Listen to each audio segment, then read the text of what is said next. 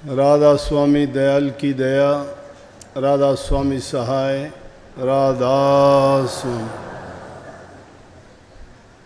प्यारी साध संगत जो, माताओं, बुजुर्गों, भाइयों, बहनों, बच्चों, जितने भी आप सत्संग लाभ के लिए उपस्थित हुए हो, शांति से सत्संग लाभ उठाएं।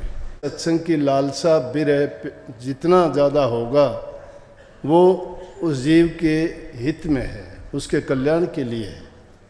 वो उसका प्रेम भाव और भक्ति भाव बढ़ाता है, क्योंकि जब लगन इंसान को नहीं होती तो समझो कि उसके किसी भी काम में ना बरकत होती, ना उसको शांति मिलती, ना लाभ मिलता।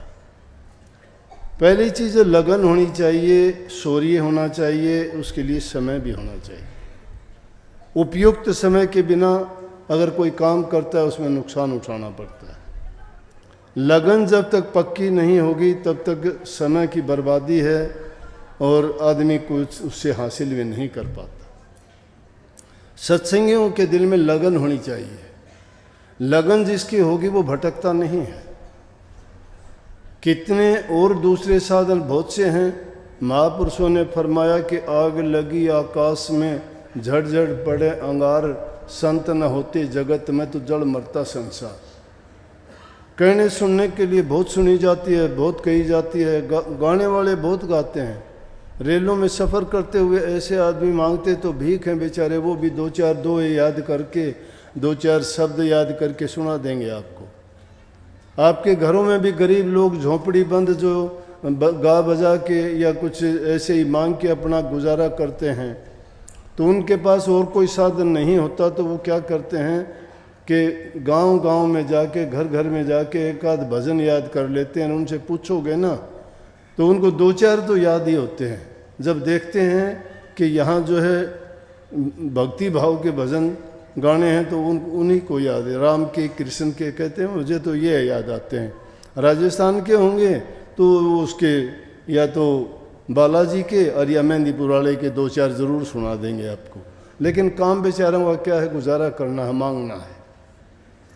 लेकिन सत्संग इंसान को क्या सिखाता है कि प्रेम सिखाता है। और प्रेम दो प्रकार का होता है। प्रेम सब करते हैं। हम माँ बाप से प्रेम करते हैं, पत्नी से करते हैं, बच्चों से करते हैं, पदार्थों से भी करते हैं। ये मेरा घर है, ये मेरी जायदाद है, ये मेरा ज़मीन है, ये मेरे रिश्तेदार नातेदार हैं। हम हर चीज़ से प्रेम करते हैं जिनसे हमारा संबंध है। लेकिन वो क्या है, वो इश्क मिजाजी है। इश्क मिजाजी है, वो हकीकी इश्क नहीं है। इश्क मिजाजी तो सब करते हैं, सबको है। लेकिन हकीकी इश्क कौन सा है, जो मालिक से किया जाता है। लेकिन जब तक इश्क मिजाजी नहीं करता ना तो इश्क हकीकी उसको नहीं आ सकता। और जीव का कल्याण किस में है, इश्क हकीकी में। तो ये जो बात कही गई कि संत न होते जगत में, संत सिखाते क्या है।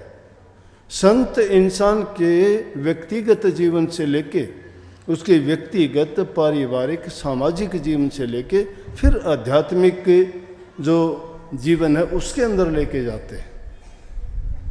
और सीधा ही कोई कह दे कि चलो आपको कितने लोग आते हैं, कोई कहता है मुझे नाम दे दो। कोई नाम वो किस लिए लेते हैं, कहते हैं कि बीमारी दूर हो जाएगी। संत कहते पहले बीमारी दूर कर ले, नाम उसके बाद काम आएगा। समझो इस बात को क्यों कही कि जिस इंसान के शरीर में रोग है, उसको तकलीफ़ है, उसको कोई पीड़ा है, किस चीज़ की भक्ति करेगा?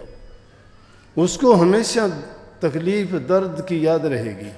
उसकी जो परेशानी है वही उसके दिल में घूमती रहेगी, उसके दिमाग में दूसरी बात नहीं आ सकती। तो इसलिए क्यों कहा गया कि पहले अपने रोग को, बीमारी को ठीक करो। उसका मतलब है शरीर को तंदुरुस्त रखो।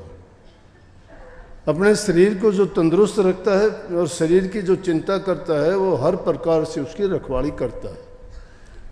और रखवाली का मतलब है सदाचारी होना, चरित्रवान होना, बुरी चीज़ों से बच जाना। अब बुराई एक नहीं है, अनेकों बुराइयां हैं।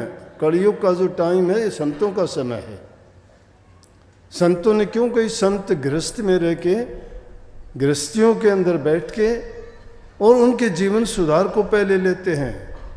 नहीं तो एक जमाना था तप के द्वारा भक्ति करवाते थे, यज्ञ हवन के द्वारा करवाते थे, पूजा पाठ के द्वारा करवाते थे, कठोर तप करते थे, जंगलों में निकल जाते, गुफाओं में जाते थे, लेकिन क्या कल्याण करते थे? खुद का ही मुश्किल होता था करना, खुद का करना भी मुश्किल होता था। लाखों बरस तप करने वाले ऋषि और मुनियों के भी अगर देखोगे तो अपने वो करनी से भटके और उनको कर्म की मार ऐसी पड़ी कि उनको कर्म भोगना पड़ा। ऐसे ऐसे कर्म होंगे कि उनको मुंह दिखाने लायक। नारद मुनि जैसों को बंदर का मुंह क्यों लग गया? इतना तप करने वाले और ब्रह्मा जी के पुत्र होते हुए इतनी साधना करते, जिनको ऋषियों में महर्षि जिसको कहते थे, लेकिन क्यों भटकाव आया? मन के कारण। मन क्यों भटका? अगर उनको समझाने वाला, सत्संग देने वाला गुरु अगर सामने होता, जो इसमें बात कही कि सच्चे सतगुरु बिना कौन बंधावे धीर, अगर उनको गुरु मिला होता तो गुरु उसकी कदम कदम पे रखवाली करता, संभाल करता, उसको उन पड़पचों में नहीं पड़ने देता। इसीलिए संतों ने कही कि जैसा ढूंढत मैं फिरूं ऐसा मिलिया न कोई, तत्व वेता त्रिगुण रहित घर का भेदी होए। सतगुरु वो होना चाहिए, तत्व वेता होना चाहिए, त्रिगुण से रहित होना चाहिए और घर का भेदी हो। कौन सा घर? आदि घर। इस रूह का ये घर नहीं है। ये तो संसार 84 लाख योनियों का जीवों का है। यहाँ तो ये उनका एक काल का बाड़ा है जिसमें जीवों को बांध के रखा गया है, और इसमें रख के इनको दया से, धर्म से, कर्म से हीन बना दिया। इनकी बुद्धि को हर के ऐसा बना दिया गया कि जिस प्रकार से किसी को नशे की लत पड़ जाती है, वो नशे के बिना नहीं रह सकता, इसी प्रकार से इन जीवों को ऐसा भटका और ऐसे भ्रम फैला दिए जिसके कारण सच्चाई से दूर गया। आदि घर की भूल हो गई इसको। फिर गुरु पूरा मिला नहीं। इस युग के गुरुओं की सुन लो, गुरु पाखंड, गुरु दुकान बना ली, गुरु ने धर्म को धंधा बना लिया, लुटेरे बन के कोई बताए नहीं, ज्ञान खुद को नहीं, चेले भी बना दिए।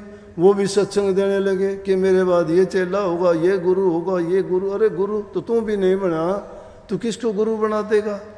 दाढ़ी रखने से गुरु नहीं बन जाता, पगड़ी बांधने से गुरु नहीं बन जाता। अरे मन को रोकने की कभी कोशिश नहीं की, बुराइयां कभी तूने त्यागी नहीं। जन्म से तू जिन बुराइयों में खुद पनपे है, इस पाप का पेड़ बना खड़ा कि जो तुझे छुएगा वो भी पापी बन जाएगा। फिर किसको धर्म और कर्म की लगन होगी? इसलिए कही कि तत्व मेहता गुरु नहीं मिला, त्रिगुण रहित गुरु जिसको नहीं मिला, घर का भेदी गुरु जिसको नहीं मिला, वो जीव को कहाँ लेके जाएगा? इसलिए वो जीवों को काढ़ के खूंटे से बांध देते हैं और कहते दूसरे गुरु के पास मत जाना। क्यों नहीं जाना दूसरे गुरु के पास? उनको पता है तुम्हारा भेद खुल जाएगा। तूने तो कुछ बताया नहीं है, दूसरे बताएंगे, ये कहेंगे कि गुरुजी उसने तो ये बताया, मुश्किल हो जाएगी। ऐसा हुआ था। नानक साहब चले गए, मक्का मदीना में चले गए, और वहाँ जाके जब सत्संग करने लगे तो जब वहाँ के जो लोग थे उन्होंने नानक साहब की जो रूहानी बात सुनी, सुन के हैरान हो गए। अपने गुरु से जाके कहने लगे, जी आप तो कहते हो कि अंदर में ये चीज़ है, कि वो तो अनेकों अनेक पाताल बताते हैं, अनेकों अनेक आकाश बताते हैं, अनेकों अनेक वहाँ पुरियाँ भवन बताते हैं, आप तो कहते हो वहाँ एक ही जगह है। बोला कि ऐसा कौन है काफिर है, जाओ उसको पत्थर मारो। और पत्थर मारने के लिए भेज दिया, क्योंकि सच्चाई थी। जब वो पत्थर मारने के लिए गए तो जो ही पत्थर मारने लगे उनके हाथ वहीं के वहीं रुक गए, ऊपर के ऊपर पत्थर हाथ में, हाथ वहीं रुक गए। मुश्किल होगी। किसी ने जाके बताया कि आपके शिष्य इस तरह से कोई महापुरुष आए हैं और उनको पत्थर मारना शुरू कर दिया, लेकिन वो तो बुरी हालत होगी, वो कोई सिद्ध पुरुष है, उसने ऐसी शक्ति, उनको शक्ति से श्राप कोई दे दिया कि जिसके कारण उनके हाथ ऊपर ही रुक गए। जाके कहने लगे, उन्होंने भी सोच लिया, उन्होंने अपनी लाख कोशिश करी, उनके हाथ नीचे नहीं आए। नानक साहब से जाके बंदगी की, माफ़ी मांगी, उनके हाथ नीचे आए, पत्थर हाथ से गिरे। कहने लगे कि आप ऐसे ऐसे कहते हो कि बोले हाँ। बोला दूसरों को दिखा भी सकते हो? मेरा क्यों नहीं? तत्ववेता थे, त्रिगुण रहित थे, घर के भेदी थे वो। बोले क्यों नहीं, दिखा सकता हूँ। बोला मुझे दिखाओगे? बोले हाँ चलो आओ दिखाता हूँ। बोला कि मैं तो नहीं, और किसको? नहीं, बोला ये मेरा बेटा है, इसको दिखा दो, इसको ले जाओ। बेटा शिष्य को भी कहते हैं और बेटे को भी कहते हैं। तो उसको नानक साहब ने कहा कि आंखें बंद करो, और आंखें बंद करे जब उसकी सूरत को खींचा और उसकी सूरत को जब अंतर रूहानी मंडलों के अंदर लेके गए तो वहाँ साथ नानक साहब और वो घूमते घुमाते सब पुरियों में, सब भवनों में, सब जहाँ सब मंजिलें उनको दिखाई जो रूहानी दर्जे थे, सब घुमा फिरा के बड़े खुश हुए। और वहाँ से जब वहाँ पे कड़ा प्रसाद बनने लग रहा था, कहने लगे खा लो और तेरे उसके गुरु के लिए भी लेके चल, गरम गरम। उन्हें वो प्रसाद वहाँ लिया और लेके अपने गुरु के लिए भी लेके जब चल दिया और बोले कि चलो वापस चलते हैं। बाहर आए तो वहीं मक्का में ही बैठे थे। बोले कि देखो, उसके गुरु कहने लगे आपने देखा ना? बोला जी बिल्कुल देखा, सब चीज़ दिखा के लेके आ रही है, देखो मैं कड़ा प्रसाद भी लेके आए।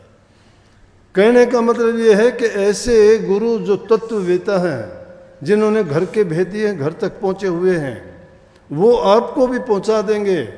जो खुद बुझा हुआ दीपक है वो दूसरे को कैसे प्रकाशित कर देगा।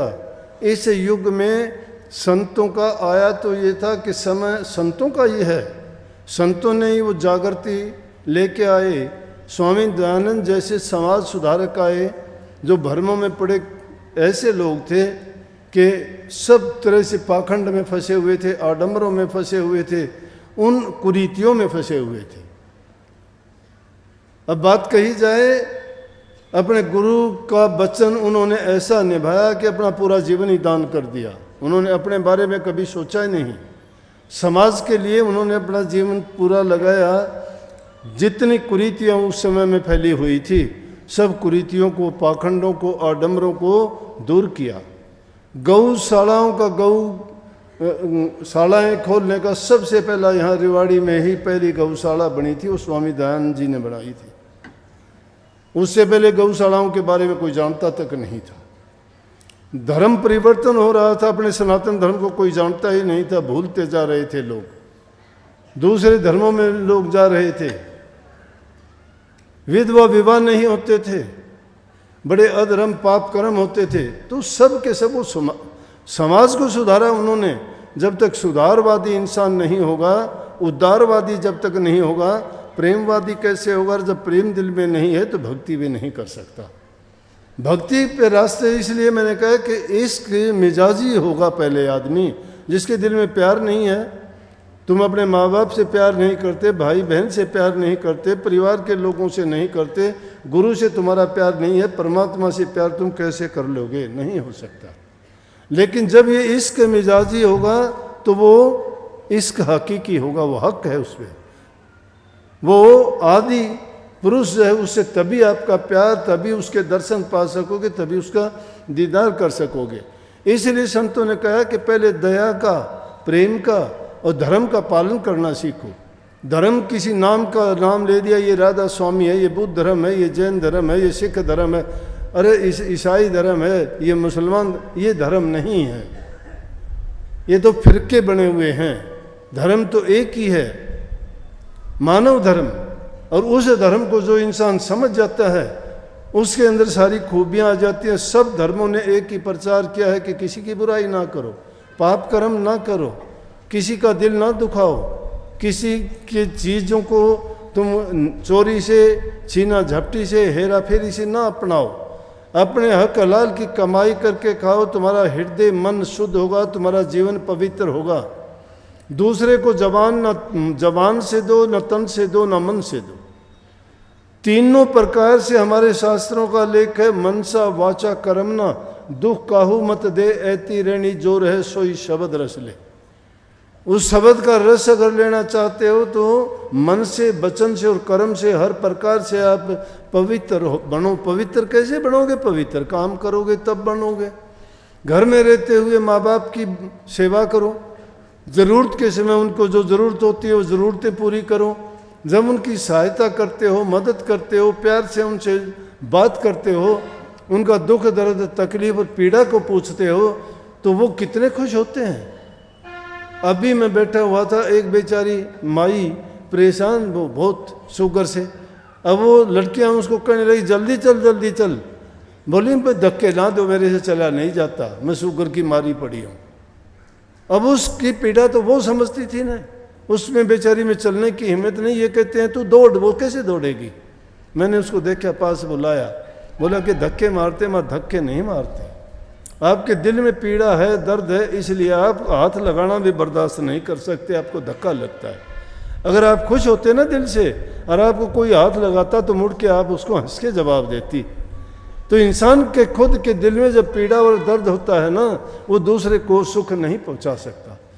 जो इंसान खुद सुखी होगा वो दूसरे को सुखी बना सकता है और उसको सुखी देखना भी चाहता है। इसीलिए ये सुख, ये खूबियाँ हमारे अंदर होंगी तभी वो खूबियाँ बाहर हम अपने इंद्रियों के द्वारा प्रकट करेंगे, चाहे वो ज्ञान इंद्रिय हो चाहे हमारी कर्मेंद्रिय हो।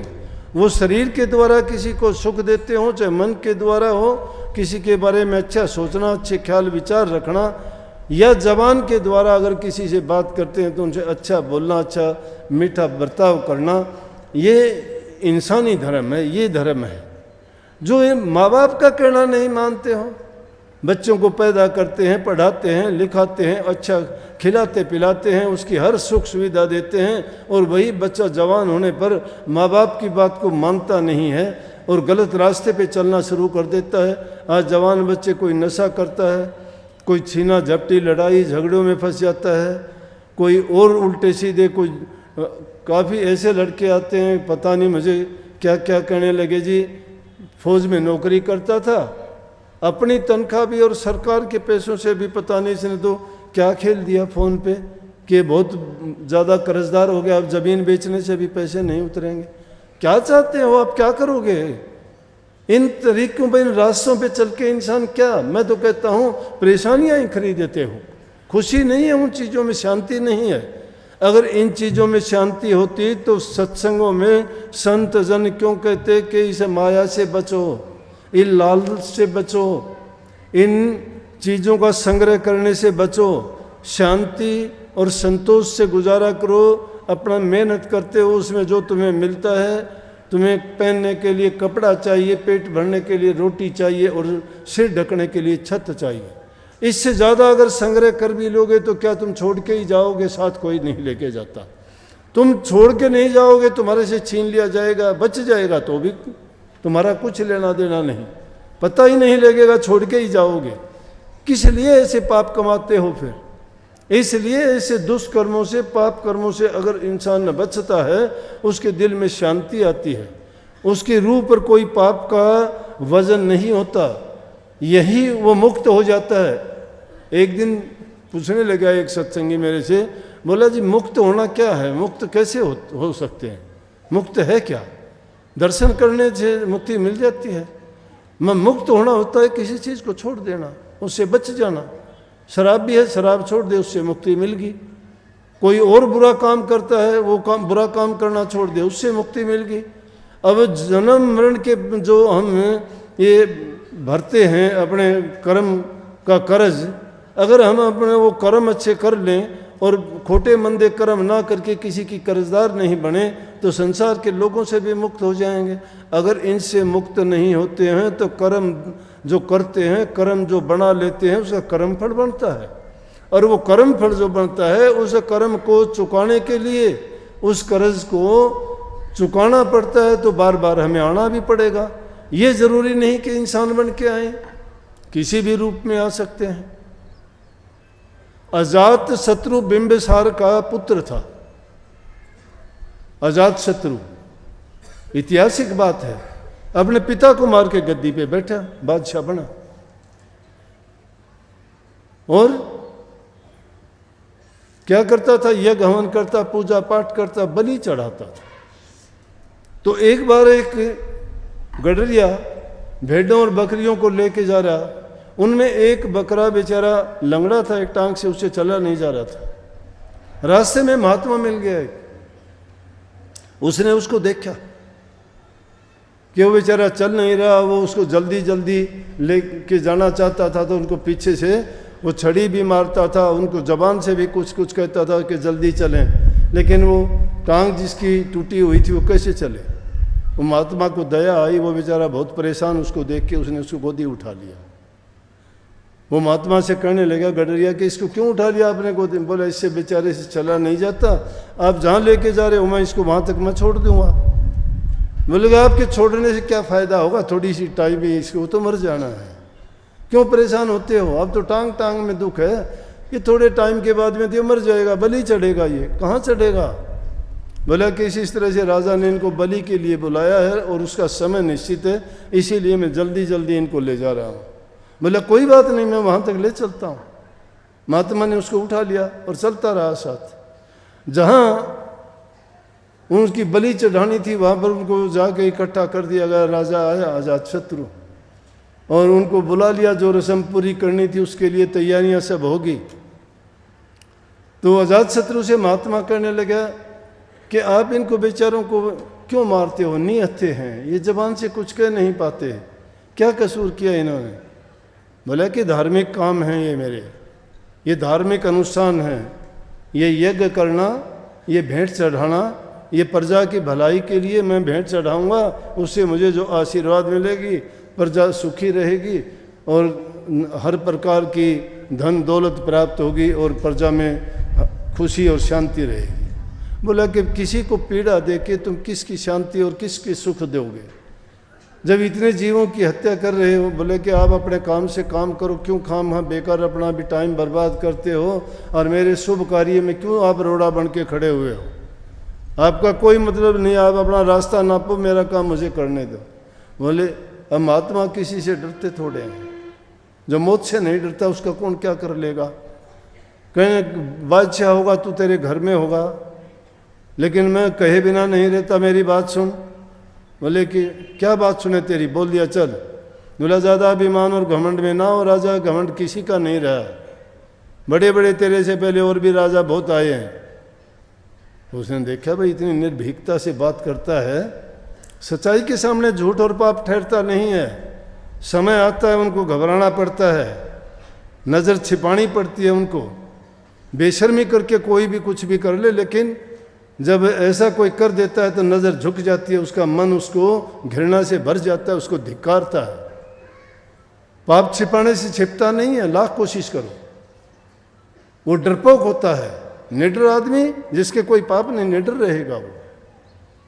निडरता के साथ महात्मा कहने लगा बात सुन। राजा होश साख हो गया, भूल गया टाइम, देखने लगा उसकी तरफ। तिनका उठाया, महात्मा ने तिनका उठा के तिनका तोड़ के दो टूक कर दिए। बोला देख किधर, मैंने तिनका तोड़ा, तिनका है ये, इसमें जीव नहीं है। बोला फिर कैनुला जोड़ के दिखा इसको। बोला टूटा हुआ कभी जुड़ता है?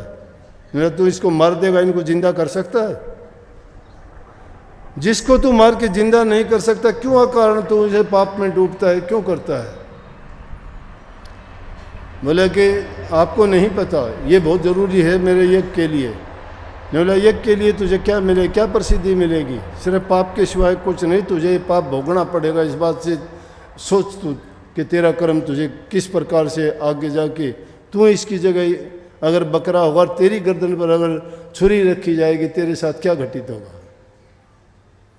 राजा ने सोचा कि हाँ बात तो ठीक है, और उसी दिन से उसने वहीं पे महात्मा के पैर पकड़ लिए, कहने लगे कि आपने मेरी आंखें खोल दी। एक ही बचन ने जो हमेशा से ऐसे कर्म करता आता था, कितने जीवों को वो यज्ञ की बलि चढ़ाता था, बलि देता था कितने जीवों की, और एकदम उसका मन किसने बदल दिया? एक महापुरुष ने बदल दिया। उस अच्छी जबान और अच्छे वचन से, क्योंकि उन्होंने अपने दिल से जो नाम की कमाई की हुई थी, उसमें शक्ति होती है, उसमें ताकत होती है। संतों के वचन में ताकत होती है। बातें आप भी जानते हो, लेकिन जिन बातों को आप अपना नहीं सकते, उन पर चल नहीं सकते, तो जानने से क्या फ़ायदा, उनको मानने से काम चलेगा। उनको अपनाने से काम चलेगा। बातें कितने भी गाने वाले गाते भी हैं, कहने वाले कहते भी हैं, सुनने वाले सुनते भी हैं, लेकिन जो अमल नहीं करते वो खाली रह जाते। इसलिए जो गुरु ने तुम्हें नाम दिया, गुरु तुम्हारी कदम कदम पर रक्षा करता है, संभाल करता है। गुरु को हम भूलते हैं, गुरु हमें नहीं भूलता है। और गुरु जब हम भूल जाते हैं, उसी टाइम समझो हमारी बुद्धि को फिर काल हर लेता है, फिर वो अपने मते से चलाता है। लेकिन जब तक हम अपनी मति गुरु को दे देते हैं, अपना आपा गुरु के अर्पण कर देते हैं, सौंप देते हैं, उसकी गुरु सहायता करता है। अब ये कबीर साहब की यज्ञ की बात की इन्होंने कि भाई कबीर साहब के बारे में वो जमाना था कि कबीर साहब के बारे में दोनों प्रकार के भ्रम थे। जुलाई के घर में पैदा हुआ तो हिंदू तो उसको हिंदू कहते थे, मुसलमान कहते थे मुसलमान है। तब दोनों दिनों को जोड़ने के लिए कबीर साहब ने कितना होशियारी से काम कहा। उन्होंने दोनों को, हिंदुओं को भी मुसलमानों किसी को भी नाराज नहीं होने दिया। यहाँ तक कि जब अंत समय आया और झगड़ा हो गया दोनों का, हिंदू कहने लगे कि हम इसको आग के सुपर्द करेंगे, दाह संस्कार करेंगे। मुसलमान कहने लगे कि हम इनको कब्र में दबाएंगे। जब दोनों का झगड़ा हुआ तो आकाशवाणी हुई कि तुम झगड़ा ना करो, एक बार मुझे चद्दर उठा दो इस शरीर को और उसके बाद देखना। उन्होंने उसी टाइम उनको चद्दर उठाई और थोड़ी देर के बाद में जब देखा तो शरीर नहीं बल्कि 2 जगह पे फूल रखे हुए थे। आधे कह दिए, हिंदुओं को कह दिए कि तुम इनको जाके अपने अग्नि में दाह संस्कार करो, और मुसलमानों को कह दिया कि तुम इसको अपने जाके कब्र में रखो। क्योंकि संत समाज के कल्याण के लिए, उद्धार के लिए, सुधार के लिए और जीवों को इस पाप रूपी जेल से छुटाने के लिए आते हैं, स्वतंत्र आज़ाद कराने के लिए आते हैं, उनको मुक्ति दिलाने के लिए आते हैं। अब मुक्ति को ये शायद और कुछ चीज़ सोचते होंगे, मुक्ति है क्या? अरे मुक्ति तो पहले आप बुराइयों से मुक्ति प्राप्त कर लो तो फिर इस जन्म मरण से भी मुक्ति मिल जाएगी। जन्म मरण से मुक्ति इतनी आसान नहीं है, छूट जाना बड़ा कठोर काम है। इस 84 लाख के लंबे सफ़र में चलते चलते अनेकों शरीर धारण किए हैं हमने। कितने ही माँ बाप हमारे बने होंगे, कितने के हम बने होंगे, कितने के कर्जदार हम होंगे, कितने को हम लेना होगा किसी से।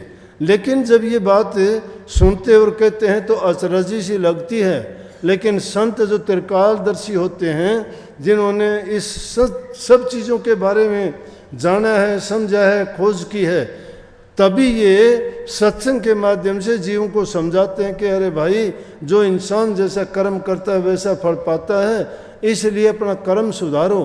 कर्म सुधार के साथ साथ उस मालिक की भक्ति किया करो, उस नाम का जाप किया करो। नाम के सुमरण से जीव के कर्म कटते हैं, मन और रूह पवित्र होती है, और पवित्र रूह ही उस आदि घर की ओर चल सकती है।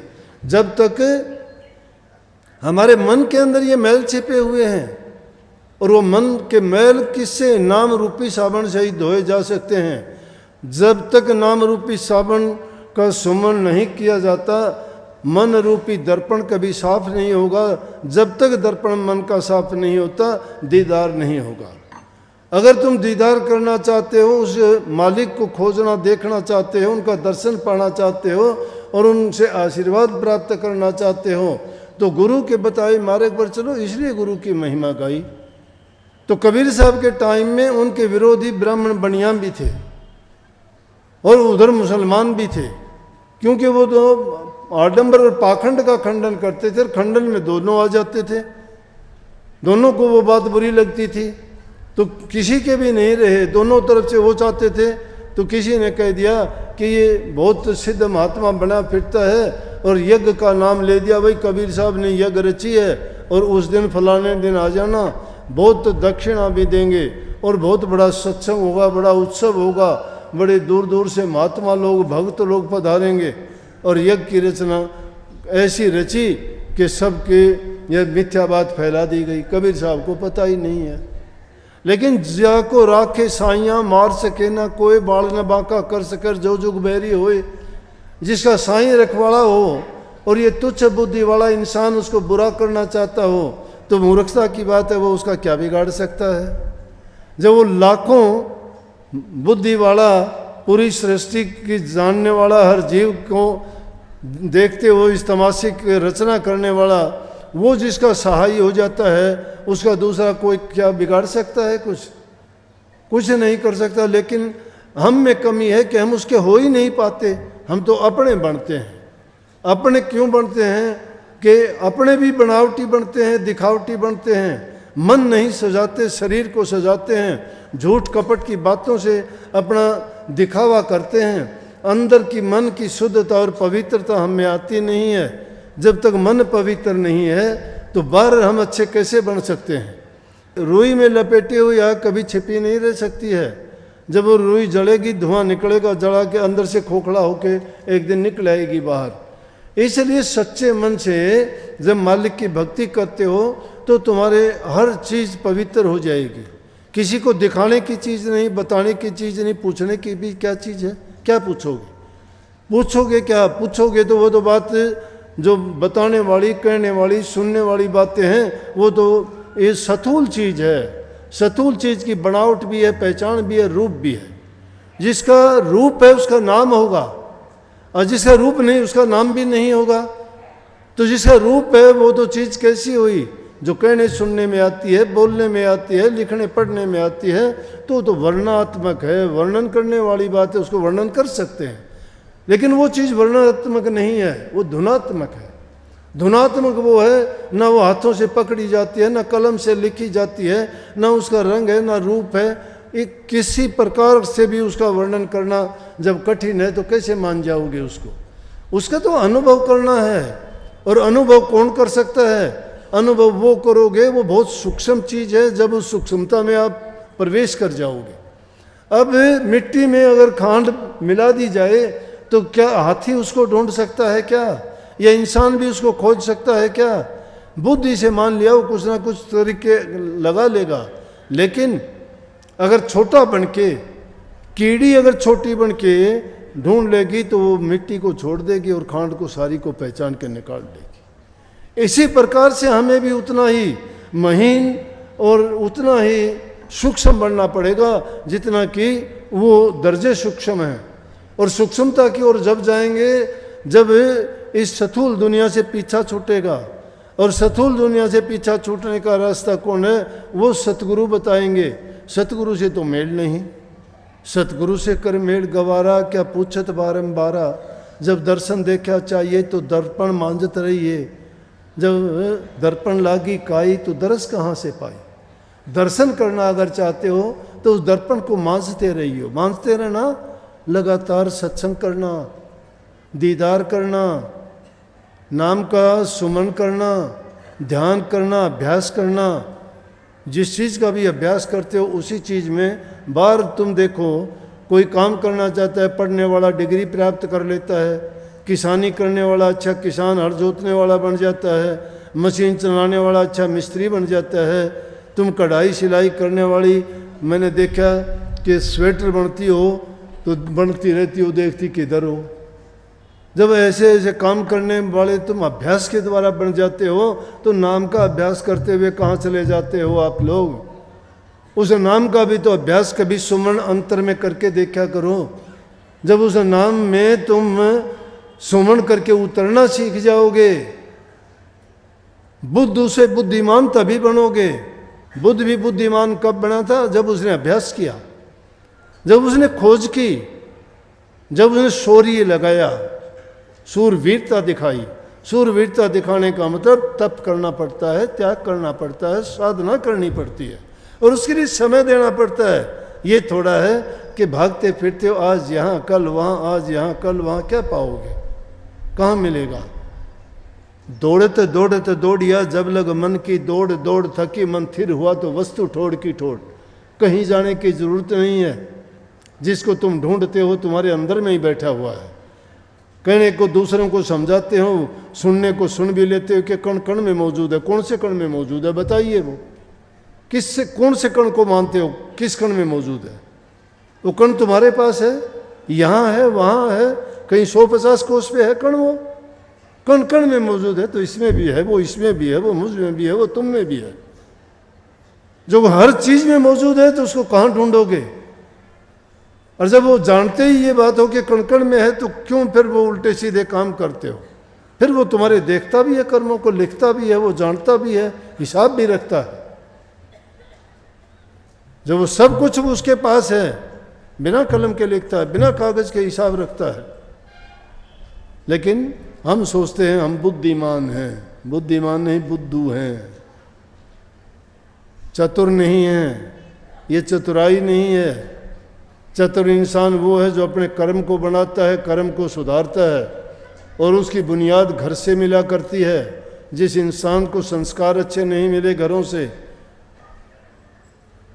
अब कई बहन आके कहती हैं कि घरवाला शराब पीता है, मुझे सत्संग में नहीं आने देता। मैं बहुत अच्छे तरीके से कहता हूँ कि अपने घरवाले को जाके प्यार से बात करो। तुम वो जो कहता है उसका विरोध ना करो, उसकी बात अच्छी तरह से गौर से सुन के उसको शांति से कहो कि आपने जो कह लिया हो तो मेरी बात सुनो। क्योंकि जो खुद आदमी उल्टे काम करता है, वो सुलटे काम करने वाला उसको अच्छा नहीं लगता। खुद जो शराब पी के आता है, तुम कहते हो मैं सत्संग में जाके आती हूँ, उसको कैसे अच्छा लगेगा? एक पूर्व को जाता है, एक पश्चिम को जाता है, इसलिए विरोध हो गया तुम्हारा। तो उसको कैसे समझाओ? अगर वो ठीक भी है, कई लोग कहते हैं हम कोई बुरा नहीं करते, पाप नहीं करते, हमें सत्संग की क्या ज़रूरत है? देख लिया हमने गुरु सारे एक जैसे हैं। अरे मानते हैं गुरु एक जैसे नहीं हैं। एक जैसे तो तुम्हारे घर के परिवार के लोग भी नहीं हैं। एक बुरा इंसान होने से सब बुरे थोड़े हो जाते हैं। उंगलियां भी सब बराबर नहीं हैं, सबके चेहरे ही एक जैसे नहीं बनाए परमात्मा ने। एक ही माँ के पेट से पैदा होने वालों के अलग अलग नाक, आँख, दांत, शरीर अलग अलग बना दिए। एक जैसे नहीं है कोई भी। लेकिन ये मूर्खता की बात है। अगर सोचते हैं तो इंसान बुराइयां ढूंढता है, अच्छा ही नहीं खोजता। तो अपने घर वालों को ये समझाया करो कि मैं जहाँ जाती हूँ आप चल के देखो, एक बार नहीं, 2 बार देखो, 4 बार देखो, 10 बार देखो। आपको अगर सही लगे तो आप भी मेरे साथ चला करो, और आपको अगर कोई बुराई नज़र आए तो मुझे बता दो। मैं उस दिन के बाद में उस तरह मुँह करके भी नहीं सोऊंगी।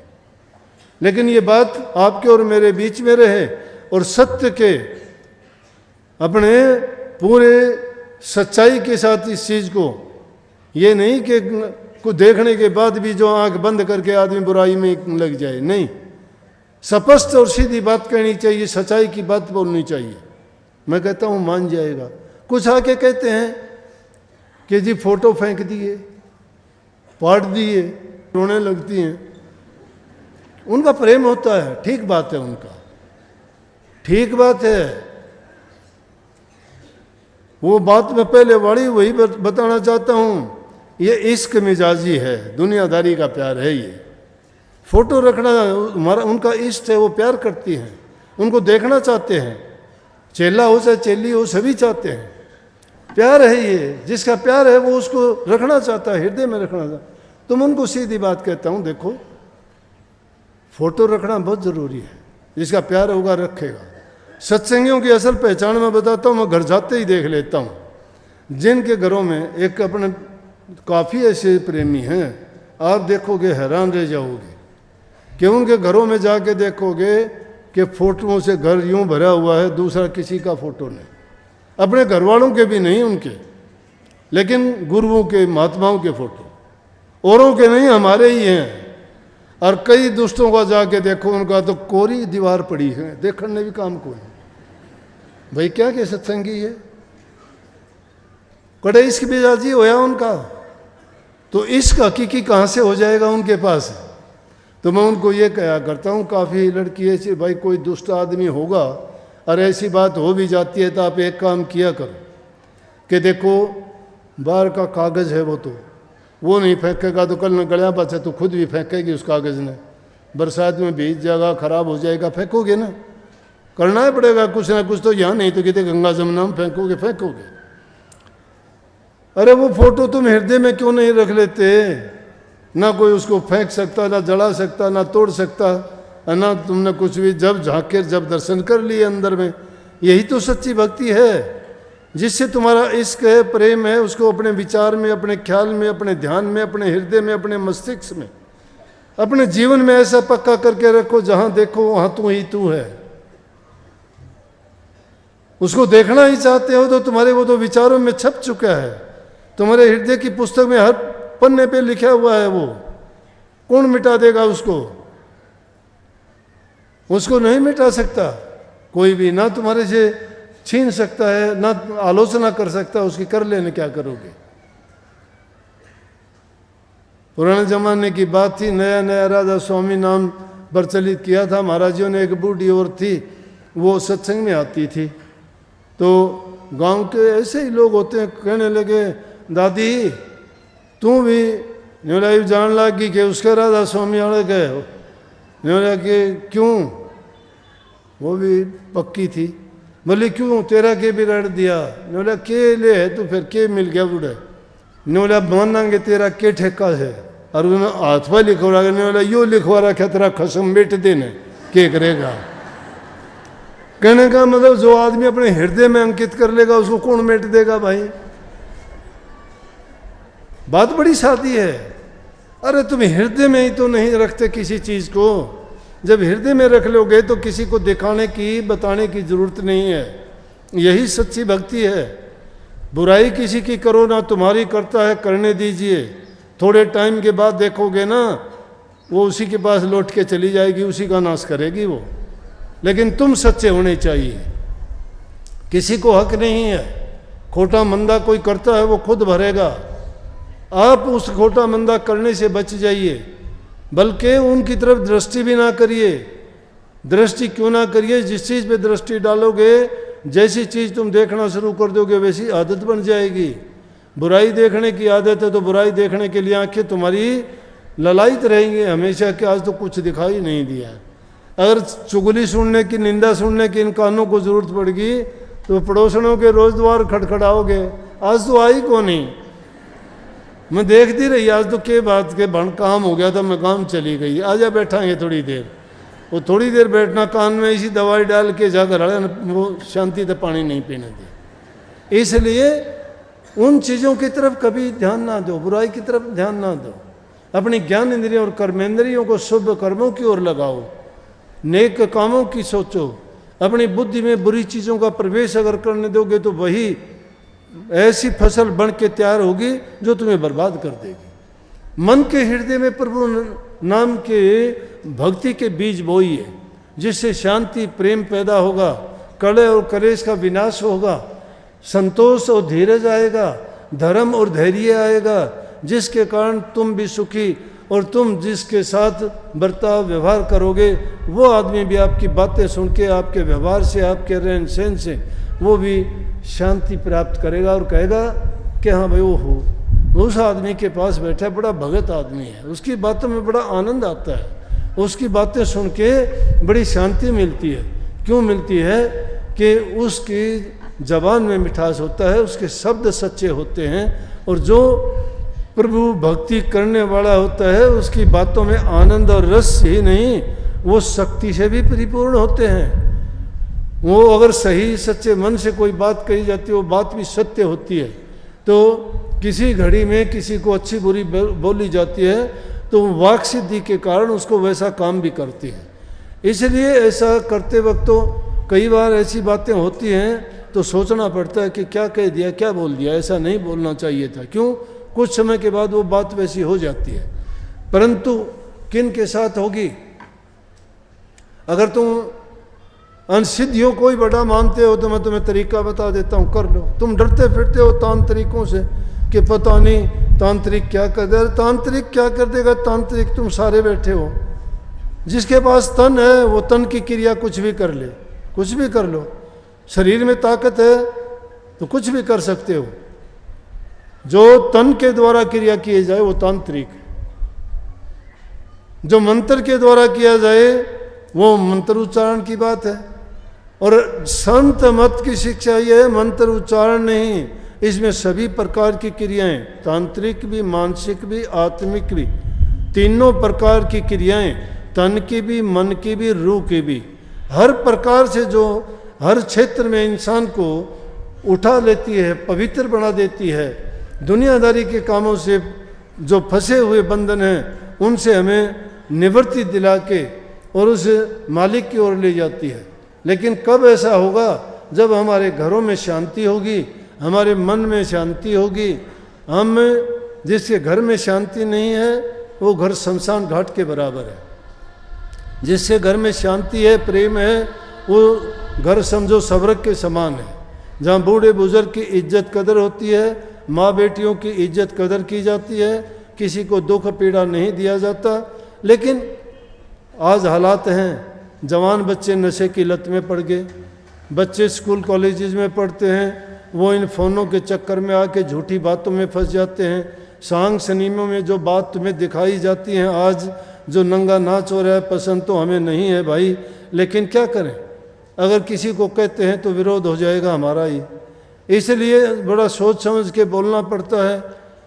अब उन्होंने वो तो पैसे के लिए कुछ भी करवा लो, पैसे के लिए तो हम भी नहीं चूकते।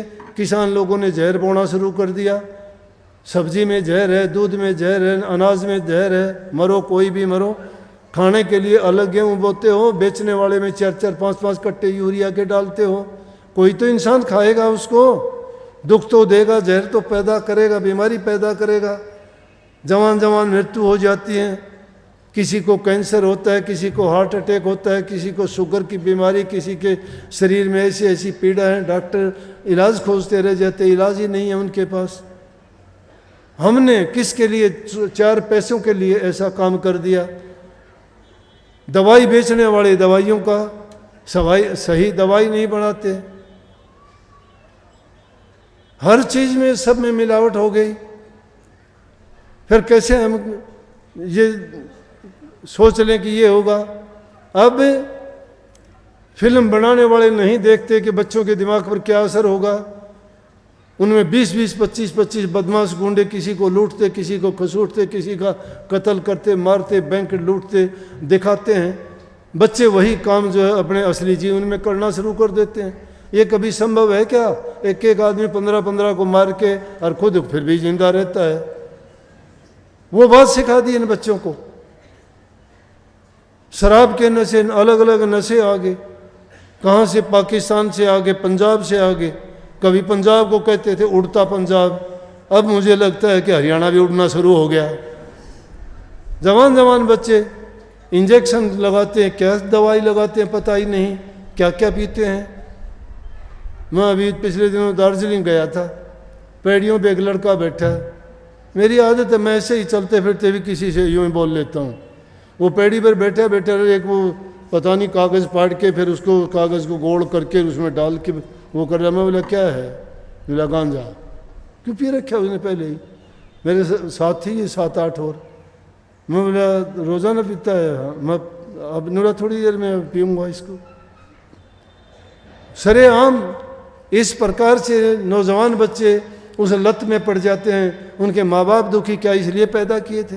नौकरी नहीं मिलती है, पढ़ाई नहीं करते हैं, स्कूल भेजते हैं, कोई मोह नहीं, माँ बाप में नहीं, रिश्तेदारों में नहीं, भाई बंधों में नहीं।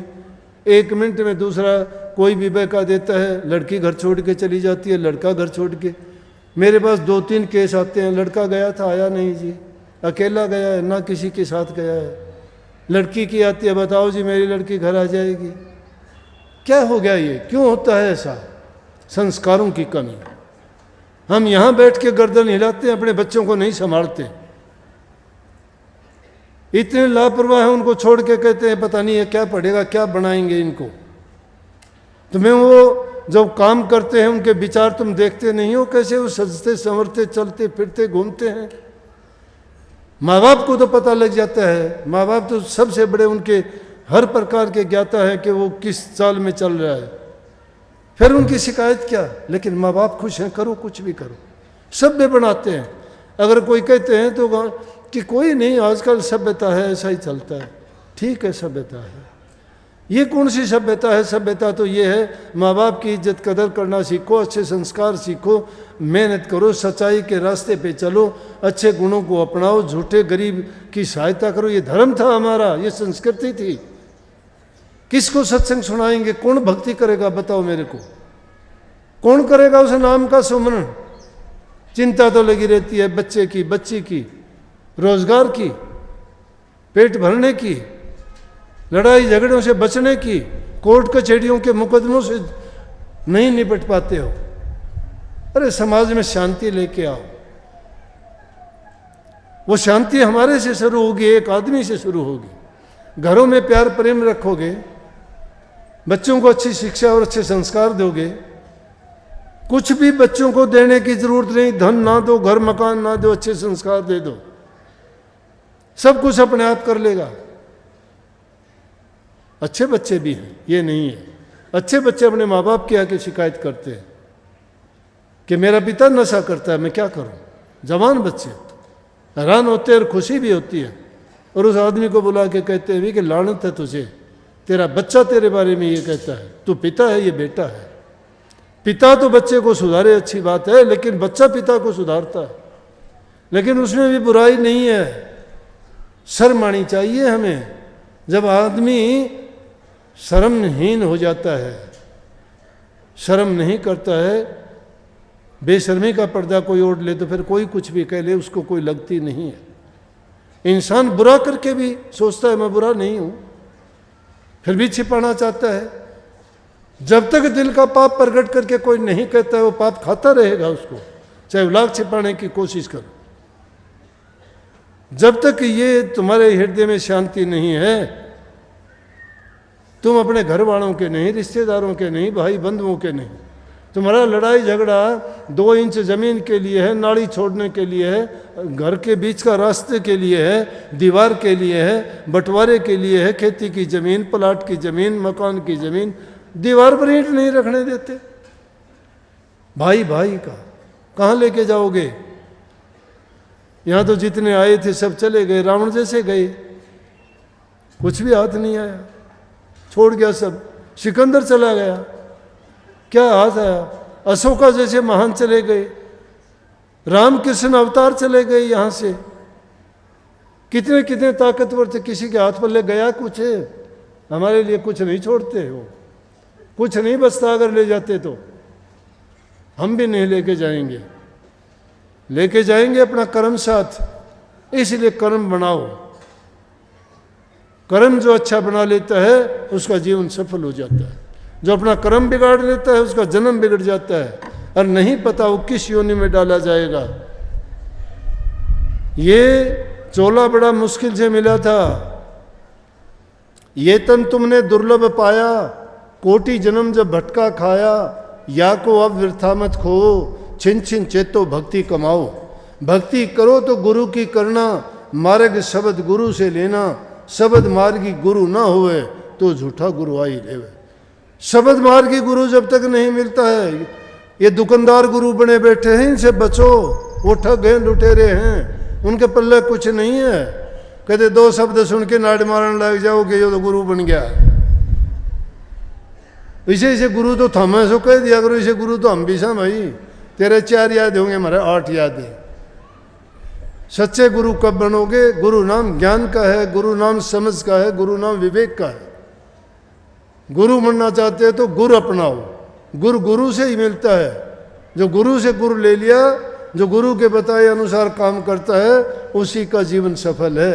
जो गुरु की आज्ञा में नहीं चलता और गुरु की बात का वचन की अवज्ञा करता है, उसको कोई बचाने वाला नहीं है। 3 लोगों कहीं भी घूम के आ जाना, बचेगा तो गुरु कृपा से बचेगा, और नहीं तो ये जो बात कही ना कि गुरु बिन कौन बचावे, गुरु बिन कौन बंधावे धीर। भाई बंधु नहीं बनाएंगे, लड़ाई झगड़ा कर लेंगे वो तो। माँ बाप भी बेचारे चले जाएंगे, कहाँ धीर बंधाएंगे। दुनिया के दुख पीड़ा किसके सामने रोओगे? गुरु के सामने। गुरु तुम्हारा हितकारी है, सच्चा हितकारी है। और दुनिया के लोगों से जिससे मिलोगे या तो हंसी मजाक उड़ाएंगे सुन के, और नहीं तो तुम्हारा अच्छा करने वाला कोई नहीं है। गुरु निस्वार्थी होता है, निष्पक्ष होता है। जो निष्पक्ष और निस्वार्थी होता है वही दूसरे को अच्छी बात और अच्छा निर्णय दे सकता है। स्वार्थी आदमी के पास जाओगे, वो तो अपने स्वार्थ पूर्ति से दूसरी बात जानता नहीं है। छोड़ देगा, वो गुरु को भी छोड़ देगा, सत्संग को भी छोड़, उसका कुछ नहीं लगता। दुष्ट आदमी दुष्टता ही करेगा। अगर वो भली जगह जाएगा वहां भी दुष्टता करेगा, और वहां दुष्टता नहीं चले जाएगा तो शुभ जगह में रह नहीं सकता, छोड़ देगा उसको। अच्छे गंदगी का कीड़ा निकाल के इतर की बोतल में डाल दियो, अगर 1 सेकंड भी जी जाए तो मेरे पास जाइयो, मर जाएगा पट दे 1 सेकंड में, नहीं रह सकता। इसी प्रकार से दुष्ट जीव भी हैं, संतों के संग में आके वो डट नहीं सकते, पीठ फेर लेते हैं। इसलिए अच्छा जीवन तभी बनेगा जब अच्छे गुणों को अपनाओगे। जिस घर में सुख शांति समृद्धि है, अच्छे बूढ़े बुजुर्ग की सेवा की जाती है, वहाँ हर प्रकार के गुण हैं, हर प्रकार के सुख हैं। जहाँ सुमति वहाँ सुख नाना, जहाँ कुमति वहाँ दुख विदाना। जहाँ सुमति है वहाँ सभी सुख है, और जहाँ कुमति है वहाँ नाना प्रकार के दुख ही दुख भरे पड़े हैं। सबको बहुत बहुत आशीर्वाद। मालिक आप सबको सद्बुद्धि दे, शक्ति दे, भक्ति करने का आप में जुनून पैदा करे। आप अपने जीवन को सफल करो, घरों में प्यार प्रेम और बच्चों को अच्छी शिक्षा और अच्छे संस्कार देके एक अच्छे समाज को आगे बढ़ाएं, जिससे हमारा देश भी उन्नत हो और हम भी सुख और शांति से अपने जीवन को बिताएं। बहुत बहुत आशीर्वाद। राधा।